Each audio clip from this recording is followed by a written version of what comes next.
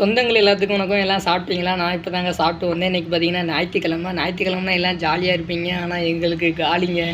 அதிகாலை 3 மணிக்கு எழுந்திரிச்சு வேலையை கூட்டிகிட்டு போனாங்க. இப்போ மணி பார்த்தீங்கன்னா 9 ஆயிடுச்சு. இப்போ தாங்க வேலையே முடிஞ்சு திருப்பி 1 மணிக்கு வேறு போகணும். இதில் என்ன பெரிய குடும்பம்னா இன்னும் 1 மணி நேரம் எக்ஸ்ட்ரா கூட வேலையை பார்த்துடலாம் போல. ஆனால் அந்த ட்ரெஸ்ஸு துவைக்கிறத நினச்சாலே பெரும் கொடுமையாக இருங்க.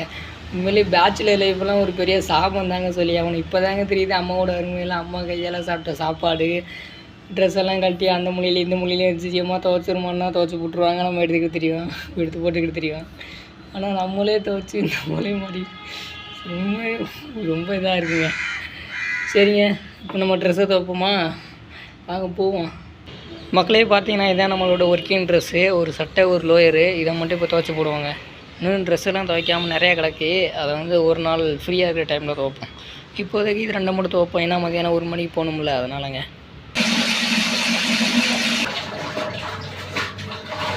மக்களே ஒரு வேலையை ட்ரெஸ்ஸை துவைச்சி போட்டாச்சுங்க. கந்தையானாலும் கசக்கி கட்டு, கூழானாலும் கரைச்சி குடி அப்படின்னு தமிழில் ஒரு பழமொழியே இருக்குது. கந்தையானாலும் கசக்கி கட்டு அப்படின்னா ட்ரெஸ்ஸு கிழிஞ்சிருந்தாலும் பரவாயில்ல, துவைச்சி போட்டுக்க அப்படின்னு தான் அர்த்தம்.